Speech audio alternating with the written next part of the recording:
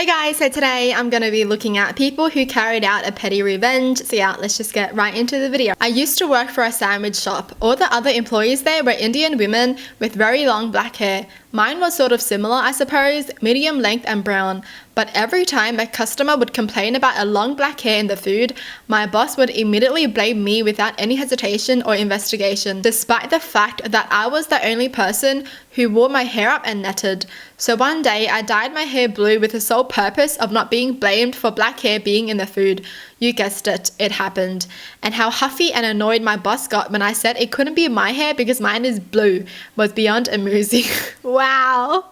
They dyed the hair just because of that. Good though, good on them, honestly. Like, if the boss keeps on blaming them, they gotta do something about it. And dyeing their hair. Is there anything they can do about it? Wow, I can't believe the boss would just blame them just cause. What? Why did it always have to be them? Like, why? Some years ago, I was going steady with a boy, had his senior ring. We were on the phone one day, the old, do you want to do something tonight? He says no, and I'm like, cool, think I'll just stay home too. Well, I decided not to stay home and went to the cowboy dance hall that we hung out at, 30 minutes away. Walked in, and lo and behold, not only was he there, he was with another girl.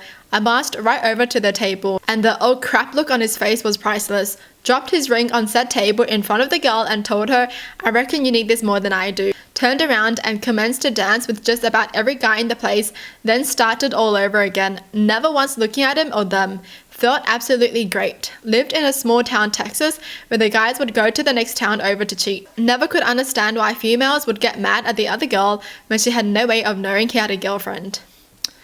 Right. That. Like, it doesn't make sense when someone's partner cheats and then they're gonna blame the third party when the third party didn't even know about their partner being in a relationship, but they're still gonna blame the third party. You should blame your partner, dude. He's the one who decided to cheat and betrayed your trust. Why are you going for the other person? Jeez. Mother-in-law has always been bitter that I took her son away from her. She's the queen of nagging and I am often her number one target. She loves to make me jealous. Sends pictures of her new cars, sends pictures of her new house, sends pictures of her designer handbags, etc. saying, isn't it great I can afford all this? Mother-in-law didn't invite us on vacation last summer. She invited and paid for her other son, his girlfriend, and the girlfriend's sister to go. She bought them designer souvenirs and sent us pictures every day of the vacation captioned, I bet you're so jealous.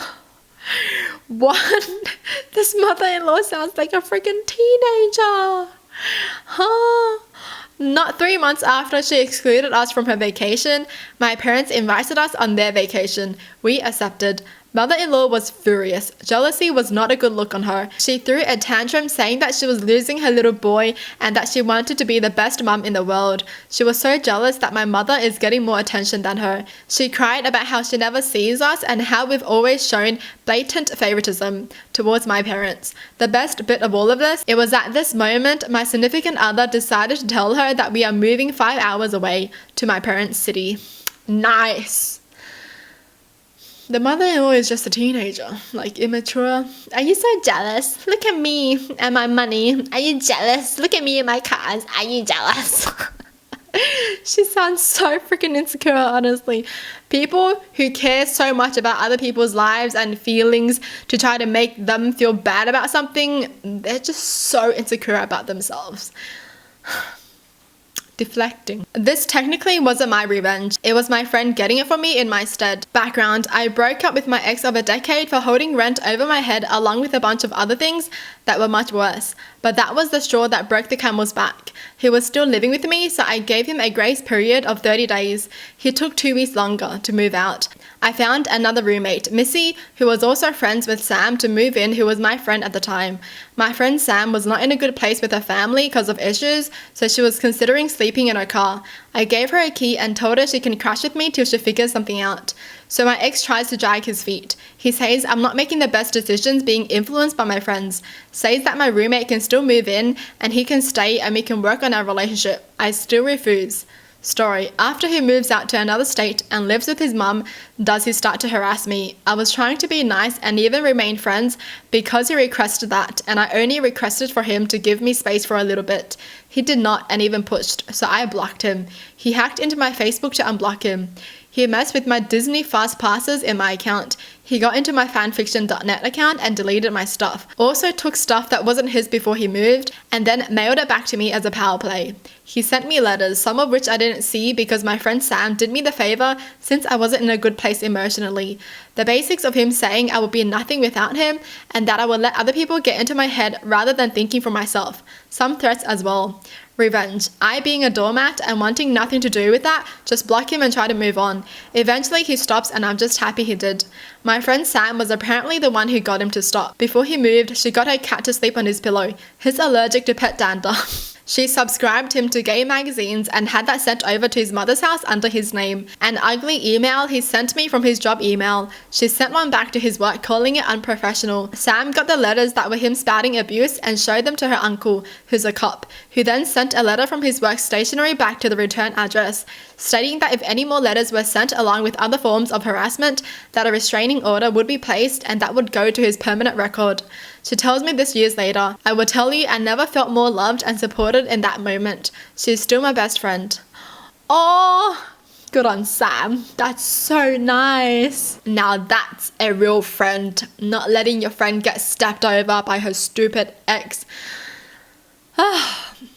He spent all that time just harassing her when he could have just moved on with his life and bettered himself, but nope. He has to dig a hole for himself. Dude, some people are so pathetic. I have an older sister we call A. A has always been an awful person, threatening, breaking things, sleeping around, skipping classes, etc. She never really ever had serious consequences to her actions because she has autism, and since she's a minor, they can't kick her out yet. Yes, she has issues, but she can easily change her actions in front of her billionth boyfriend, so we all know she's doing all that for attention. Me and her got into an argument over the summer, and something private has slipped out of my mouth. She started blackmailing me by threatening to tell her parents ever since. I've been so scared of being admitted to the mental hospital, so I kept my mouth shut. Well, we got into another argument about a week ago. She decided it would be a great idea to bring it up to my parents. I was shocked, so were my parents, but lo and behold, no consequences. Well, A is in the school band. With every club and activity we have at school, part of the requirements is that you have to have no obligations, or you'll be kicked out until that obligation is removed. A, as I said before, skips class a lot and doesn't stop. She's gotten 2 detentions already. Well, when you get 3 detentions, you get suspended. Suspension, no matter how long, is an obligation. I saw her skipping class and in the cafeteria, she was talking to someone who bullied me for almost my entire life.